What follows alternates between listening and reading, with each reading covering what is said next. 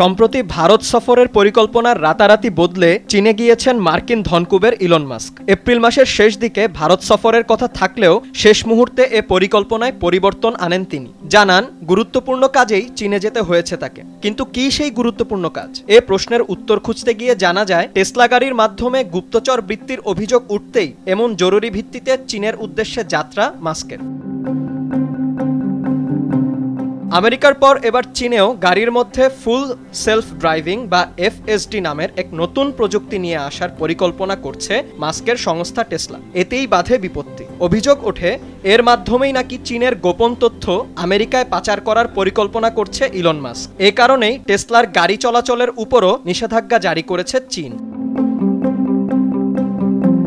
Walton fridge কিনে অনেকের মতো আপনিও হয়ে যেতে পারেন মিলেনিয়াল। সেরা পণ্যের সেরা অফার। FSD প্রযুক্তির গাড়ি কোথাও চালানো হলে সেখানকার রাস্তাঘাট সম্পর্কে খুঁটিনাটি তথ্য জানা প্রয়োজন। তাই টেসলার যে গাড়িগুলো চীনে চালু রয়েছে সেগুলোর সাহায্যে চীনের সড়ক ব্যবস্থা নিরীক্ষণ করে সেই তথ্য আমেরিকায় নিয়ে যাওয়ার অনুমতি চান ইলন। এখানেই টেসলার দিকে সন্দেহের তীর ছুঁড়েছে চীন।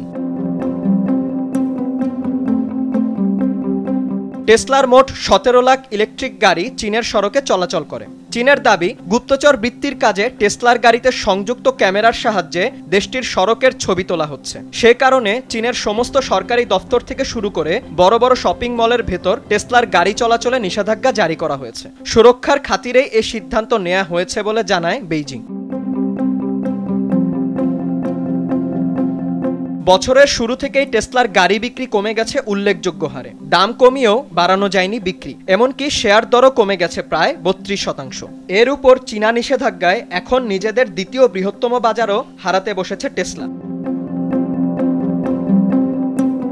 এমন পরিস্থিতিতে দেশটিতে ভবিষ্যৎ কর্মপরিকল্পনা ও চলমান নিষেধাজ্ঞা নিয়ে চীনের প্রিমিয়ার লি সিয়াংয়ের সাথে আলোচনা করতেই চীনে পাড়ি জমিয়েছেন টেসলার প্রধান নির্বাহী ইলন মাস্ক। বিন ইয়ামিন, RTV।